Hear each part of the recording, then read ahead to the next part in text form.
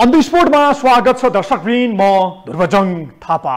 समाचार लेखेकै भरमा पक्राउ, समाचार प्रकाशन गरेकै आधारमा मुद्दा। अरे ओ ओली देउबा सरकार, चाहे तू क्या नै करता। हिजो बोलेरै विवाद र बदनाम भएका नेपाली राजनीतिका विभीषणहरूले आज आफूलाई मर्यादा पुरुष राम सम्झेर आफ्ना विरुद्ध लेख्नेहरूको हातमा हटकेडी, बोल्नेहरूको मुखमा तालचा लगाउने प्रयत्न गरेका छन्। नेपालको संविधानले प्रदत्त गरेको मौलिक हक अधिकारमा समावेश प्रेस स्वतन्त्रतामाथि 2/3 सरकारले अंकुश लगाउन खोजेको देखिन्छ। आधुनिक 21औं शताब्दीमा हिजोको राणा राजा शासनलाई मात खुवाउने गरेर वर्तमान 2/3 सरकारले आफूमाथि ठूलो स्वर गर्नेहरूलाई कानूनको दण्ड चलाउने गरेको छ। समाचार बनाएकै भरमा अदालतदेखि पक्राउ पुर्जी लिएर एउटा सञ्चारकर्मीलाई जघन्य अपराधी जस्तो व्यवहार गरिनुले हजारौंको बलिदानीले ल्याएको लोकतन्त्रलाई गिज्जाइरहेको छ। दर्शकबिन, हिजो जहाँ नि एकात्मक शासनमा पनि आम सञ्चारमाथि आफ्नै स्वतन्त्रता थियो, कम्तीमा बोल्न लेख्न पाइन्थ्यो। हाल जो चोर उसैको ठूलो स्वर भने झैं कुनै समय तथानाम गाली गलोचमा उत्रिने ओली देउबा आज उनीहरूमाथि कसैले खरो टिप्पणी समेत गर्यो भने पनि विभिन्न मुद्दा लगाएर जेलमा सडाउने रणनीतिमा देखिन्छन्। कानून सबैलाई समान छ भने यदि विवादित बोलीकै कारण यदि कोही जेल जाने हो भने त्यसको पहिलो नम्बरमा वर्तमान प्रधानमन्त्री केपी शर्मा ओली पर्छन्। दोस्रोमा भविष्यमा प्रधानमन्त्री बन्ने दिवा सपना देखेर बसेका कांग्रेसका सभापति शेरबहादुर देउबा पर्छन्। हिजो समाजमा अराजकता, द्वेष र घृणा फैलाउने भाषण अभिव्यक्ति दिने यी दुई नेताहरू नै हुन्। समाचार लेखेकै आधारमा सञ्चारकर्मी जेल जाने हो भने यो सुन्नुहोस्, यस्तो विवादास्पद अभिव्यक्ति दिने ओली देउबा जेल जानु पर्छ कि पर्दैन? 15 गते 11 बजेदेखि 2 बजेसम्म काठमाडौँमा नेकपा एमालेको नियन्त्रण हुनुपर्दछ। कसरी कुन संस्था अगाडि लाग्छ, कुन संस्थाको आयोजना हुन्छ त्यसलाई छोडिदिनुहोस्। सुन खोल्दा के बिग्रियो? पहिले खोलेको पहिले सुन। त्यसैले म चाहिँ अब मेरो चलेर सुन पुरै खोलिदिने। चोरी पनि हुँदैन, के पनि हुँदैन। सुन किन रोकिरहेको छ? यो बदमासीपूर्ण कुरा हो। यो आफ्नो शरीरको फोहोर नदेख्ने, अरूको शरीरको धुलो पनि देख्ने, आफू सत्य पुरुष राम, अरू सबै हराम ठान्ने वर्तमान प्रधानमन्त्री केपी शर्मा ओली र भावी प्रधानमन्त्री शेरबहादुर देउबा 2/3 बहुमतको दम्बले मनमर्जी बनेका छन्। ओली नेतृत्वको सरकारका सबै सामर्थ्यहरू प्रयोग गरेर एक गर्दै आफ्ना विरोधीहरूलाई तह लगाउन उद्यत देखिन्छन्। विपक्षी नेतादेखि विकल्पमा उदाएका नयाँ दलहरू हुँदै हाल सञ्चार जगतमै पनि सरकारले आक्रमण गर्न खोजेको देखिन्छ। अब समाचार लेख्न, नेताहरूको बारेमा बोल्न पनि हामी सञ्चारकर्मीहरूले 1000 पटक सोच्नुपर्ने भएको छ। जोखेर तौलेर विचार गरेर मात्र लेख्ने बोल्ने गरेपछि अब आम सञ्चारको आत्मा स्वत मरेर जाने देखिन्छ। त्योभन्दा पहिले सरकारले एउटा यस्तो विधेयक ल्याओस् जहाँ पत्रकारले कस्तो र कति शब्द बोल्ने, लेख्न पाउने भनेर शब्दहरू छुट्याइदियोस्। होइन भने सञ्चार जगतलाई काटछाट गर्ने सच्याउने आफ्नै विभाग छ, निकाय छ। ती निकायभन्दा माथि गएर सरकारले आफूलाई प्रतिशोध साधेर आम सञ्चारकर्मीमाथि जुन खालको उसले भनौँ न प्रतिशोध साधिरहेको छ, त्यो कदापि पनि स्वीकार्य छैन। दर्शकबिन, पछिल्लो क्रममा सत्ता पक्षका नेता कार्यकर्ताहरू आम सञ्चारसँग यति रुष्ट छन्, यति आक्रोशित देखिन्छन् कि हुँदा अब समाचार लेख्नु परे आफूहरूलाई सोधेर जानकारी गराएर मात्र समाचार लेख्ने आदेश दिन पनि पछि पर्दैनन्। यो सुन्नुहोस्, एमालेका युवा नेता तथा सांसद योगेश भट्टराईले सञ्चारकर्मीहरूलाई समाचार लेख्नु पूर्व सोध्नु भनेर दिएको आदेश अबको क्रममा। एमाले किन? एमाले र माओवादी, एमाले र कांग्रेस यसमा कहाँ फरक छ? कांग्रेस र एमाले कहाँ भिन्न छ यसमा? संयन्त्रको विषयमा तपाईहरु छलफलमै पनि पछाडी हट्नुभयो भन्ने सम्मको कुरा। छलफल गरिरहेका छौँ, तपाईले देख्नु भएन, तपाईले लेख्नुभयो। तपाईले मलाई सोध्नु नसोधी लेख्नु, त्यसमा मेरो के दोष छ? भनेको एमालेले के गर्दैछ भनेर सोधेर त लेख्नु भयो। सम्झौताको भाषा के हो? अलिकति भाषा आइसक्यो नि।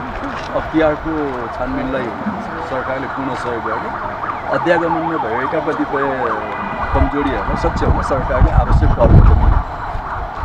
र एमालेको बारेमा केही लेख्नु छ भने हामीलाई सोधेर लेख्नु। यो 2 विधेयकमा चाहिँ तपाईहरु सहमत हो? 2 विधेयक अस्ति नै सहमति गरिसकेको है। एमालेको बारेमा लेख्न सोधेर एमाले र कांग्रेसलाई कहीँ अम्लो घुसार्न पाइन्छ कि भनेर नखोज्नु, सम्भव छैन। थुनेर छेकिँदैन, रोकेर रोकिँदैन। विचार र अभिव्यक्ति जति रोक्न खोजियो त्यो झन् ठूलो विशाल रूपमा विस्फोट हुन्छ। जुन कुरा वर्तमान देशको नेतृत्व गरिरहेका नेतृत्वकर्ताहरूले बुझ्नु आवश्यक छ। जनताले जे गरे पनि सहन्छन्, स्वीकार्छन् भन्ने भ्रमबाट मुक्त हुनु आवश्यक छ। अति भए क्षति हुन्छ। अब अन्याय र अत्याचारको बेलैमा अब यसको घैलो भरिन लागिसकेको छ। नागरिकहरूमा सहनशीलताको बाँध टुट्न आँटेको छ। त्यसैले गम्भीर भएर सोच्नुहोस् आफू सकिनुभन्दा पहिला।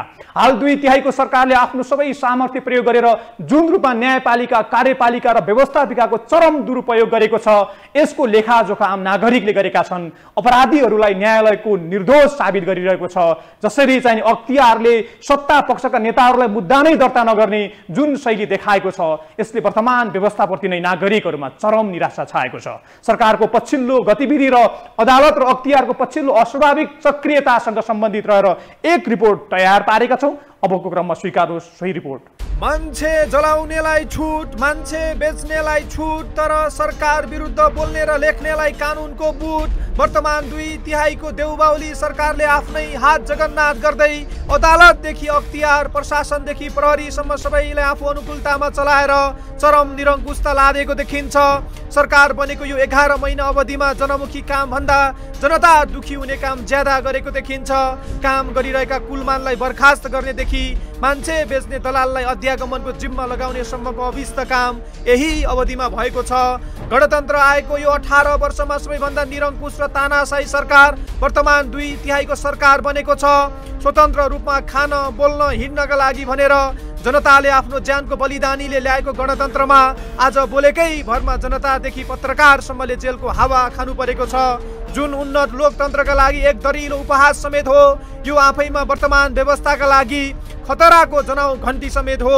हिजो राणा राजाको पालामा बोलेकै भरमा जेल पुगिन्थ्यो, आज देउबा ओलीको पालामा पनि बोलेकै आधारमा जेलको हावा खानु परेको छ। हिजो जहानी एकात्मक शासन थियो, आज एकात्मक व्यक्ति शासन छ। व्यवस्था फेरि यो शासन उस्तै छ, प्रणाली फेरि यो प्रवृत्ति उस्तै छ। हिजो एउटा राजाले शासन गर्थे, आज 3वटा नेताले आलो पालो शासन गर्छन्। हिजो प्रहरी, न्यायालय सबै राजाको अधीनमा हुन्थ्यो, आज ओली देउबा दाहालको अन्दरमा चल्छ। देश कुनै परिवार व्यक्तिको अधीनमा होइन, संविधान र कानुन सम्बद्ध चल्छ भनेर बनाएको नेपालको संविधान 2072 नेतामाथि भने लागू हुँदैन। संविधानमा प्रदत्त गरेको राष्ट्रसेवा कर्मचारीले आफ्ना अधिकारको नाजायज र अनियमित प्रयोग गरेमा छानबिन गरी कारबाही गर्न गठित संवैधानिक निकाय अख्तियार दुरुपयोग अनुसन्धान आयोग पनि पछिल्लो क्रममा सरकारको भातृ संगठन जस्तो देखिएको आरोप लाग्दै आएको छ। अख्तियार कसैलाई सिद्धाउन, कसैलाई बचाउन प्रयोग भएको वरिष्ठ पत्रकारहरूले नै आरोप लगाउँदै आएका छन्। अख्तियारको काम कसैलाई समातेर न्युज बनाउने हो र होइन नि। अख्तियारको काम त कहाँ अख्तियारको दुरुपयोग भएको छ त्यहाँ एकदम सूक्ष्म भावले चाहिँ नि सूक्ष्म तरिकाले त्यसको अनुसन्धान गर्ने, अन्वेषण गर्ने, अनि त्यसपछि त्यसको रिजल्ट निकालेर अनि अख्तियार दुरुपयोग गर्नेहरूलाई कारबाही गर्ने हो। यो तरिका नै पोलिटिकल तरिका हो कि। ल त्यो केसमा अख्तियारले छानबिन गरोस् भनेर कार्यपालिकाले निर्देश गरेपछि अख्तियारले कारबाही गर्नुको केही औचित्य नै छैन, त्यो बेकारको कुरा हो। यो बाद त्यो केसमा तपाईँ हेर्दै जानुहोस्, अख्तियार खडा भएदेखि अहिलेसम्मको यो बाद त्यो केसमा पर्न नपर्ने मान्छेहरू परेका छन्, फस्न नपर्ने मान्छेहरू फँसेका छन्। अख्तियारको साख पनि बढाएको छैन, अख्तियारको चाहिँ उचाइ पनि बढाएको छैन। अख्तियार एउटा चाहिँ अर्को कर्मचारीको चाहिँ नि कार्यालय भएर बसेको छ। त्यस कारण जबसम्म अख्तियारको प्रयोग राजनीतिक प्रयोजनका लागि हुन्छ तबसम्म अख्तियारले यो गर्यो त्यो गर्यो भनेर हामी खुसी हुनुपर्ने केही कारणै छैन। राजाहरू छँदाखेरि अख्तियारको प्रयोग राजाहरूले आफ्ना विरोधीहरूका विरुद्ध गरे। डेमोक्रेसी आइसकेपछि त्यही कुरा दोहोरियो। धेरै राम्रा मान्छेहरू पनि अख्तियारले तानिए, कोही खाएर तानिए, कोही नखाएर तानिए। अब गणतन्त्रको बेलामा पनि त्यही कुरा भइरहेछ। अख्तियारको नीतिगत परिवर्तन कहाँनिर भएको छ, अख्तियारले यो गर्नुपर्छ भनेर डिफिनेसन कहाँबाट आएको छ त्यो चाहिँ नि हाम्रो थाहा छैन। त्यस हुनाले म अख्तियारको बारेमा जनता आनन्दसित हो आज अख्तियारले फलानालाई थुन्यो, ढिस्कानलाई थुन्यो, उहाँलाई त हाल्ने हो नि जेल, खाएको थियो मराले भनेर चाहिँ त्यो आफ्नो चाहिँ त्यो प्राणवायु निक्लिने गरी हाँस्ने अथवा रमाउने अथवा रुने कराउने यसको छैन। पछिल्लो क्रममा अख्तियार दुरुपयोग अनुसन्धान आयोग अस्वाभाविक रूपमा सक्रियता देखाएको छ। आयोगले धमाधम विपक्ष र सरकारका तारोमा रहेका व्यक्तिहरू उप मात्र मुद्दा चलाउनुलाई संयोग मात्र अवश्य मान्न सकिन्न। राष्ट्र सेवक कर्मचारीलाई गल्ती गरे कारबाही समेत गर्न पाउने अख्तियारी पाएको अख्तियार दुरुपयोग अनुसन्धान आयोग कसैको रिमोट कन्ट्रोल जस्तो बनेको आरोप लाग्दै आएको छ। कानुन सबैका लागि समान हुनुपर्ने हो, तर हाल सत्ता पक्षका लागि एउटा कानुन, विपक्षलाई अर्को कानुन जस्तो देखिएको छ। 2/3 सरकारले दुश्मनहरूलाई तह लगाउने समय यही हो भन्दै धमाधम मुद्दा दर्ता गराउँदै दाम्दै आएको देखिन्छ। आर्थिक वर्ष 2081-82 को जेठ 28 सम्ममा अख्तियारले 119 मुद्दा दर्ता गरेको र 232 पुनरावेदन गरेको देखिन्छ, जसमा पूर्व प्रधानमन्त्रीदेखि सांसद कर्मचारीहरूसम्म रहेको अख्तियार दुरुपयोग अनुसन्धान आयोगले बताएको छ। त्यो अघि नैको के त्यो मुद्दा चाहिँ कति समयको सर? त्यो 119 दर्ता 200 ए साउन 1 देखि 82 साउन 1 गतेदेखि हिजोसम्मको हिजोसम्म चाहिँ यति दर्ता भयो सर? आर्थिक वर्ष भयो, आर्थिक वर्ष हाम्रो चाहिँ हैन हजुर आर्थिक वर्ष अहिले त तपाईको कति लाग्यो यो साउनदेखि भने अहिले कुन महिना भयो? यो त अहिले 82-83 भनौँ। 81-82 को ए आर्थिक वर्ष 81-82 मा आर्थिक वर्ष किन 80-79-80 को हामीले 33-34 हामीले निकाल्यौँ होइन? हजुर 34 भनेको 80-81 को भयो होइन?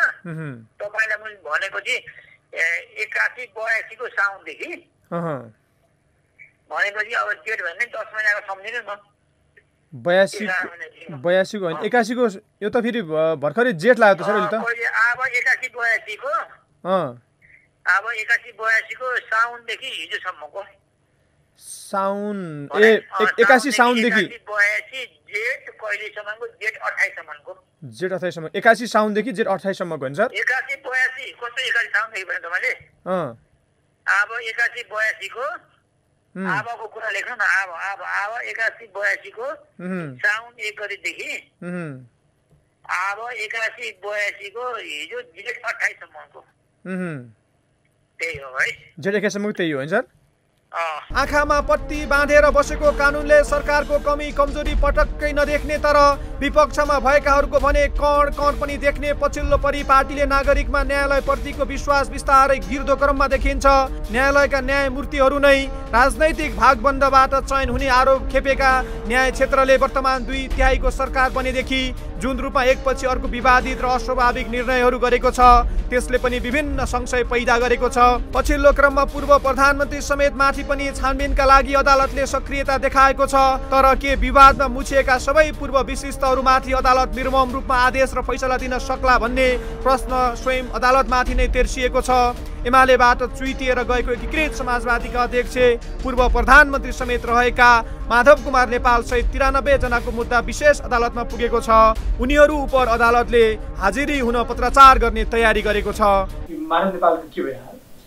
उहाँको पनि दर्ता भयो। अब हामीले म्याद चाहिँ करिब करिब बाहिर जिल्लाको पठाइसकेका छौँ। भ्यालीको हकमा चाहिँ हामी आफैले बुझाउने भनेर राखेका छौँ।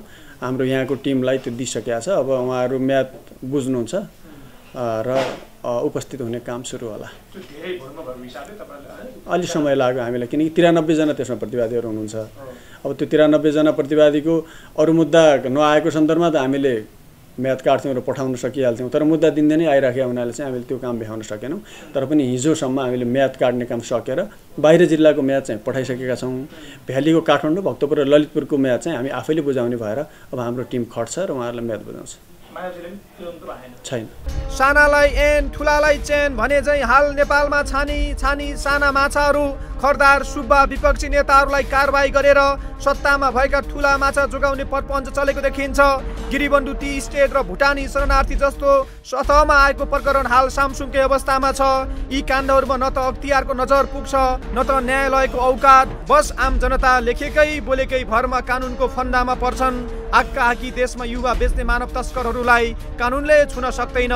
जिउँदै मान्छे जलाउनेलाई न्यायालयले नै चोख्याउँछ, तर एउटा सामान्य सञ्चारकर्मी भने सामाजिक सञ्जालमा स्टाटस हालेको भरमा समाचार बनाएकै लेखेकै आधारमा जेलको चिसो हावा खानु परेको छ, जुन लोकतन्त्रको मेरुदण्ड वाक स्वतन्त्रता माथिको चिरहरण हो।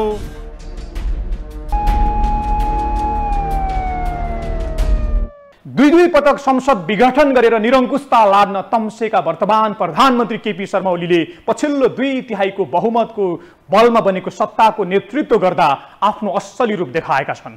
संविधान संशोधन, जनताको जीवनस्तर सुधार, आर्थिक समृद्धिको ख्वाब देखाएर रातारात बनेको काङ्ग्रेस एमालेको सत्ता समीकरण आफ्नाहरूलाई बचाउने, बिचौलाहरूबाट पैसा उठाउने र आफ्ना विरोधीहरूलाई तह लगाउने भन्दा अरू केही गर्न सकेको देखिँदैन। सरकार बनेको 11 महिना पुगिसक्दा समेत सरकारले नागरिकमा आशा जगाउन सकेको छैन। उल्टै निराशा, आक्रोश, कुण्ठा मात्रै बढाएको देखिन्छ। यसले देश विकासमा एक लयमा जाने अवसर पाएको 2 ठूला दल मिलेर बनेको सरकारले सरकारको भन्दा पनि जनताको भन्दा पनि बिचौलिया दलालहरूलाई रजगज हुने काम मात्रै गरेको छ। नागरिकमा वर्तमान नेतृत्व र व्यवस्थाप्रति नै निराशा छाएको छ, जुन सिङ्गो देश र जनताका लागि अत्यन्तै एकदमै दुःखद पक्ष हो। हवस् त दर्शकबिन, आजलाई यति नै। अर्को हप्ता अन्य जनताका विविध विषय लिएर उपस्थित हुनेछु। आजलाई मसँगै सबै युनिटले आज्ञा दिनुहोस्। छुटिन्छु। नमस्कार।